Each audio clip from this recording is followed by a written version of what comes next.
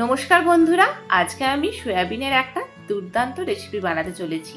নিরামিষ সয়াবিনের এই রেসিপিটি মাছ মাংসের স্বাদকেও হার মানিয়ে দেয়। এত টেস্টি, এত সুন্দর খেতে।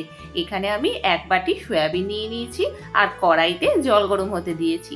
তাতে আমি কিছুটা নুন দিয়ে দিলাম।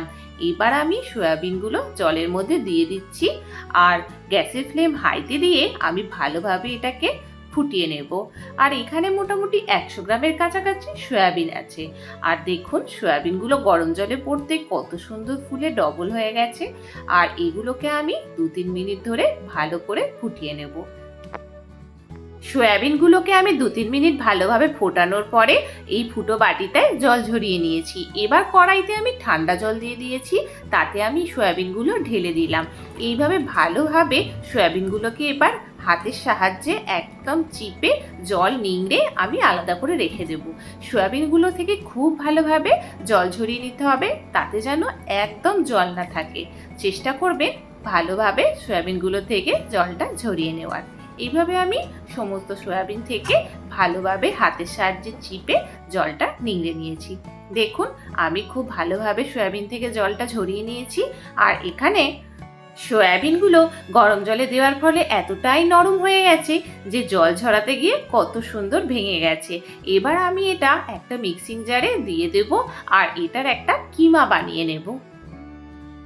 মিক্সিতে দিয়ে এটার কিন্তু একদম স্মুথ পেস্ট বানাবো না, একটু দরদরা ভাব রাখবো। এখানে আমার দেখুন কিমাটা রেডি হয়ে গেছে। ঠিক এরকমই একটা পেস্ট বানিয়ে নিতে হবে। এবার আমি এর মধ্যে এক এক করে মশলাগুলো অ্যাড করব। এখানে আমি হাফ চামচ হলুদ গুঁড়ো দিয়ে দিয়েছি এবং হাফ চামচ জিরে গুঁড়ো দিয়ে দিলাম। আর এখানে হাফ চামচ গরম মশলা দিয়ে দিলাম। এই গরম মশলাটা আমি বাড়িতে বানিয়েছি। আর এখানে আমি স্বাদ মতো নুন দিয়ে দিলাম। এবার দিয়ে দিচ্ছি হাফ চামচ ধনে গুঁড়ো।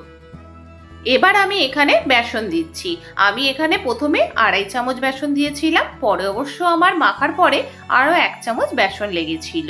আপনারা যদি মনে করেন তাহলে এটা ময়দা বা চালের গুঁড়ি দিয়েও বানাতে পারেন, কিন্তু বেসন দিয়ে বানালে এর টেস্টটা বেশি ভালো হয়। আর এটা এবার সমস্ত কিছুটা আমি ভালোভাবে মেখে নেব। এটাকে খুব ভালোভাবে মেখে নিতে হবে আর একদম বেশি কাদা কাদা করলে চলবে না, যাতে একটা ডো বানানো যায় এরকম ভাবে টাইট করে মাখতে হবে। আর মাখার সময় আমার মনে হয়েছিল একটু পাতলা হয়ে গেছে এটা, তাই জন্য আমি আবার পরে 1 চামচ বেসন অ্যাড করেছি। মানে টোটাল আমার 3.5 চামচ এখানে বেসন লেগেছে। যদি মাখার সময় মনে হয় যে একটু পাতলা হচ্ছে তাহলে অবশ্যই একটু বেসন অ্যাড করে দেবেন। আর সয়াবিনটা যতটা সুন্দরভাবে জল ঝরানো হবে তত এটা বেসন কম লাগবে। এইটা মাখার উপর নির্ভর করছে আপনার মুইঠাগুলো কীরকম হবে। তো দেখুন আমার মাখা হয়ে গেছে। এবার আমি একটা শেপ দিয়ে নিচ্ছি, এরকম হাতের সাহায্যে লম্বা লম্বা করে আমি মুইঠাগুলো বানিয়ে নিচ্ছি। আর দেখুন আমার হাতে কিন্তু একটুও লেগে যাচ্ছে না। এইভাবে আমি সমস্ত মুইঠাগুলো এরকম লম্বা লম্বা শেপ করে বানিয়ে নিচ্ছি। আর নতুন বন্ধুরা যদি আমার চ্যানেলটা ভিজিট করে থাকেন তাহলে অবশ্যই আমার চ্যানেলটা সাবস্ক্রাইব করে পাশে থাকা নোটিফিকেশন অল করে দেবেন।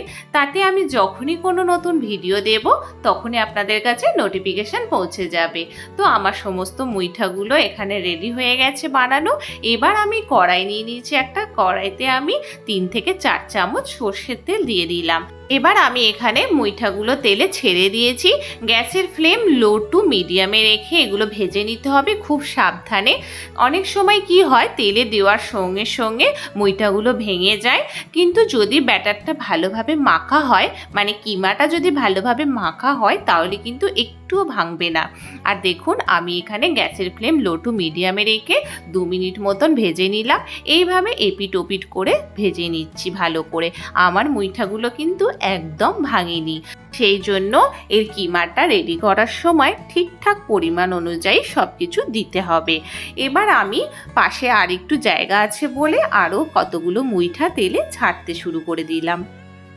প্রথম যে 2টো মুইঠা আমি ছেড়েছিলাম সেগুলো আমার ভাজা হয়ে গেছে। দেখুন এইভাবে লাল লাল করে আমি ভেজে নিলাম। এবার এগুলো তেল ঝরিয়ে তুলে রেখেছি।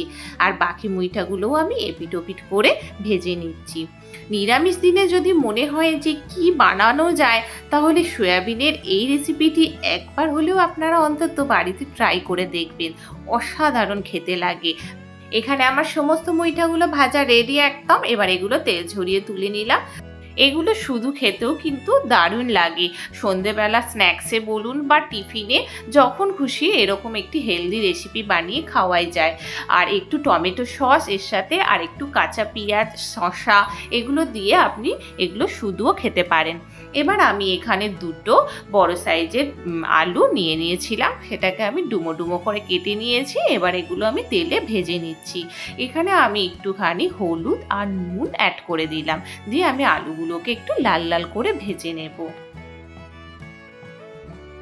এদিকে আমার যতক্ষণ আলুটা ভাজা হচ্ছে, একটা মিক্সিং জারে আমি কাঁচা পাকা 3-4টে লঙ্কা নিয়ে নিয়েছি, আর এখানে একটা টমেটো দিয়ে দিলাম, আর 4-5 টুকরো ছোট ছোট করে আদা কেটে দিয়েছিলাম সেগুলো দিয়ে দিলাম, আর একটু জল অ্যাড করে দিলাম। এটার একটা স্মুথ পেস্ট বানিয়ে নেব।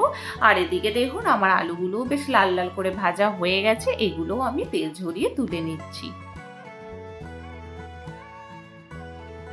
এখানে বাকি যে তেলটা আছে তাতে আমি দিয়ে দিলাম 1/2 চামচ জিরে, আর একটা এলাচ, আর 2 থেকে 3টে দারচিনির টুকরো, আর 3 থেকে 4টে লবঙ্গ ফোড়নে দিয়ে দিলাম। এবার একটু কয়েক সেকেন্ড এগুলো নাড়াচাড়া করে আমি মিক্সিং জারে যে পেস্টটা রেডি করেছিলাম টমেটো, আদা আর কাঁচা লঙ্কার, সেটা আমি এখানে দিয়ে দিলাম। এবার ভালোভাবে এটাকে মিশিয়ে নেব। এবার আমি এখানে এক এক করে মশলা অ্যাড করব। এখানে আমি স্বাদ মতো নুন দিয়ে দিলাম, 1/2 চামচ হলুদ গুঁড়ো দিয়ে দিলাম, এখানে আমি দিয়ে দিলাম 1/2 চামচ জিরে গুঁড়ো, আর 1 চামচ ধনে গুঁড়ো। আর আপনারা চাইলে এখানে রেড চিলি পাউডার বা কাশ্মীরি লঙ্কা গুঁড়ো দিতেই পারেন কালারের জন্য। আমি যেহেতু রান্নায় লঙ্কা গুঁড়ো ব্যবহার করি না, সেজন্য আমি এটা স্কিপ করলাম। এবার আমি সমস্ত মশলাগুলো ভালো করে মিশিয়ে নিচ্ছি। এইভাবে আমি 2 মিনিট মতো মশলাগুলোকে কষিয়ে নেব। মশলা থেকে যতক্ষণ না তেল ছেড়ে আসছে ততক্ষণ আমি মশলাগুলো ভালোভাবে কষিয়ে নেব। এবার যখন দেখব মশলা থেকে হালকা তেল ছাড়তে শুরু করে দিয়েছে, তখন আমি ভেজে রাখা আলুগুলো এতে অ্যাড করে দিলাম, দিয়ে আলুর সাথে মশলাটাকে ভালো করে আমি কষিয়ে নেব।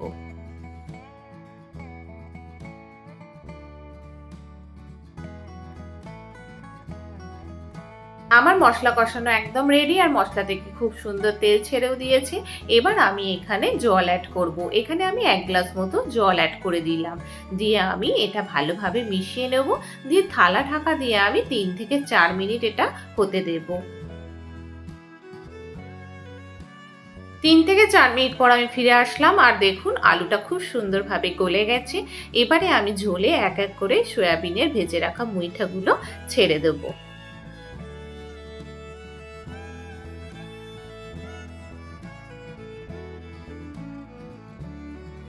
সমস্ত মুইঠাগুলো ঝোলের মধ্যে দিয়ে আমি খুব ভালোভাবে এগুলোকে ডুবিয়ে দিলাম ঝোলে। এবারে আমি গ্যাসের ফ্লেম মিডিয়াম টু হাইয়ে রেখে 3 থেকে 4 মিনিট ফুটিয়ে নেব। আর এখানে আমি 1/2 চামচ চিনি দিয়ে দিলাম। নিরামিষ রান্নায় একটু চিনি, ঘি আর গরম মশলা দিলে এর স্বাদটা আরও দ্বিগুণ হয়ে যায়, আর চিনিটা এর টেস্টটাকেও ব্যালেন্স করে। এবার আমি এখানে দিয়ে দেবো 1/2 চামচ ঘি।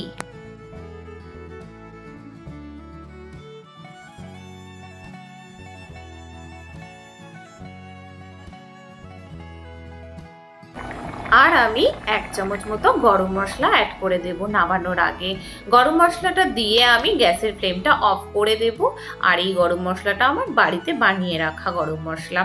আর এখানে আমি লাস্টে ধনেপাতা ছোট ছোট করে কেটে এর উপর ছড়িয়ে দিলাম। দেখুন কত দুর্দান্ত দেখতে লাগছে।